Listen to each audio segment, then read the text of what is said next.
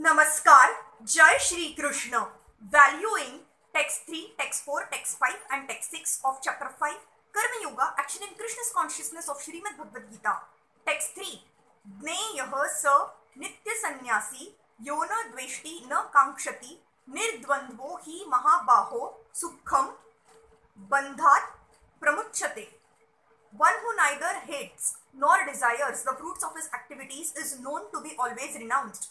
Such a person, free from all dualities, easily overcomes material bondage and is completely liberated, O mighty armed Arjun.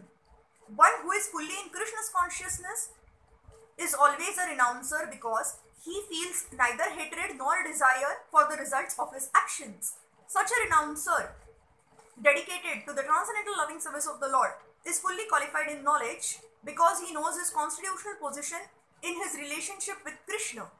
He knows fully well that Krishna is the whole and that he is part and parcel of Krishna. Such knowledge is perfect because it is qualitatively and quantitatively correct. The concept of oneness with Krishna is incorrect because the part cannot be equal to the whole. Knowledge that one is one in quality yet different in quantity is correct transcendental knowledge, leading one to become full in himself, possessing nothing to aspire to or lament over. There is no duality in his mind because whatever he does for Krishna. Being thus freed from the platform of dualities, he is liberated even in this material world. Text 4. Samkhya yogau पृथक बालाः प्रवदन्ति न पंडिताः एकम्प्यास्थितः सम्यगु भयोर विन्दते फलम्. Only the ignorant speak of devotional service, karma yoga, as being different from the analytical study of the material world, samkhya.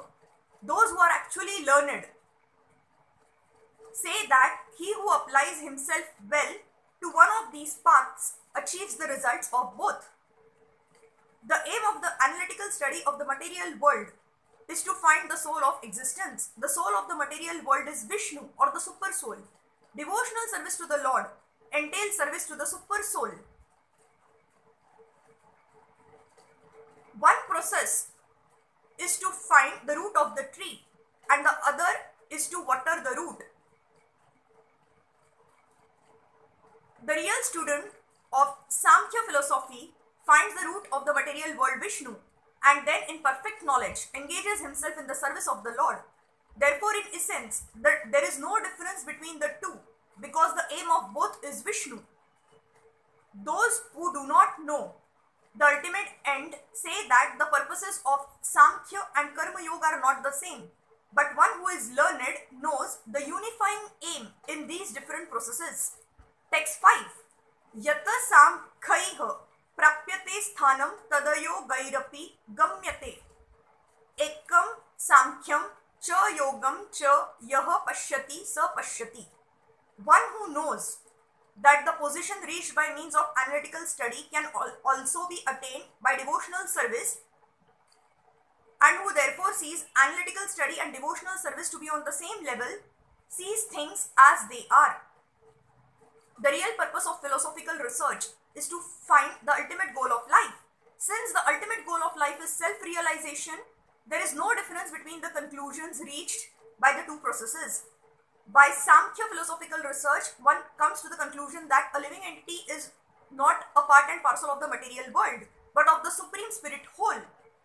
Consequently, the spirit soul has nothing to do with the material world. His actions must be in some relation with the Supreme. When he acts in Krishna's consciousness, he is actually in his constitutional position. In the first process, Samkhya, one has to become detached from matter. And in the devotional yoga process, one has to attach himself to the work of Krishna's consciousness. Factually, both processes are the same, although superficially, one process appears to involve detachment and the other process appears to involve attachment.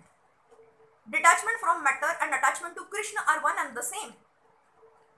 One who can see this sees things as they are.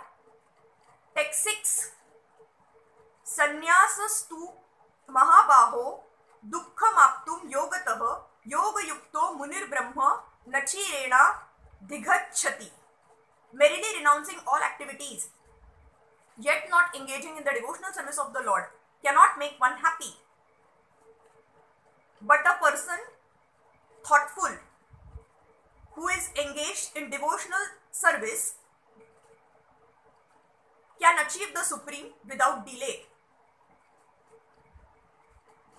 There are two classes of sannyasis or persons in the renounced order of life. The Mayavadi sannyasis are engaged in the study of Samkhya philosophy, whereas the Vaishnava sannyasis are engaged in the study of Bhagavatam philosophy, which affords the proper commentary on the Vedanta Sutras. The Mayavadi sannyasis also study the Vedanta Sutras, but use their own commentary called Shariraka Bhashya, written by Shankaracharya. The students of the Bhagavad school are engaged in the devotional service of the Lord according to Pancharatriki regulations, and therefore the Vaishnava sannyasis have multiple engagements in the transcendental service of the Lord. The Vaishnava sannyasis have nothing to do with material activities, and yet they perform various activities in their devotional service to the Lord.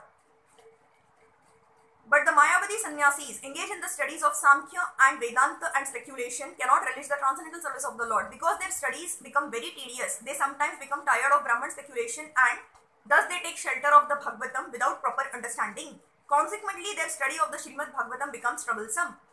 Dry speculations and impersonal interpretations by artificial means are all useless for the Mayavadi sannyasis. The Vaishnava sannyasis who are engaged in devotional service are happy in the discharge of their transcendental duties, and they have the guarantee of ultimate entrance into the kingdom of God. The Mayavadi sannyasis sometimes fall down from the path of self-realization and again enter into material activities of a philanthropic and altruistic nature, which are nothing but material engagements. Therefore, the conclusion is that those who are engaged in Krishna's conscious activities are better situated than the sannyasis engaged in simple speculation about what is Brahman and what is not Brahman, although they too come to Krishna's consciousness after many births. Thank you.